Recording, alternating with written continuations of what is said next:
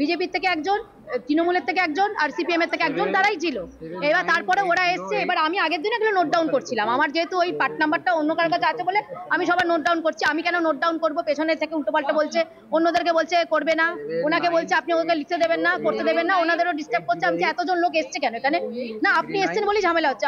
আমি তো এইমাত্র ঢুকলাম, তোমরা আগে থেকে এসছো কেন? এতজন লোক আসার তো কথা নয়। তারপরে এখানে একজন নোংরা যারা সব পরিষ্কার টরিষ্কার তাদের যে ইনচার্জ আছে বাবু, ওর টাইটেল আমি জানি না, ও তারপরে এসে গিয়ে গলির মধ্যে ঢুকে করছে, আমার খাতা কেড়ে নেবে। হ্যাঁ, বাবু চৌধুরী আমার খাতা কেড়ে নেবে, খাতা কেড়ে নিয়ে এরকম করে খাতা কেড়ে নেবে। না ওটা ওটা ওটা না না, শুনুন, এবার বাবু গিয়ে আমার খাতা কেড়ে নিচ্ছে। আমার হাতে মোবাইলটা ছিল, আমার খাতা যেমনি কেড়ে নিয়েছে, ওর গায়ে গিয়ে মোবাইলটা লেগেছে আমার হাতটা নিয়ে।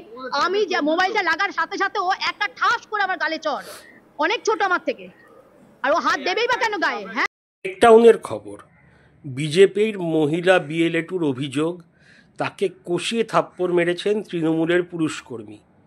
এদিকে তৃণমূলের অভিযোগ যে গায়ে হাত আগে তুলেছিলেন ওই মহিলা বিজেপি বিএলএটু।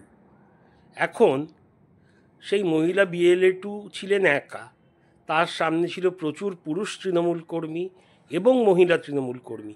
এই পরিস্থিতিতে কি ওনার সাহস হতো আগে তৃণমূল কর্মীর গায়ে হাত তোলা?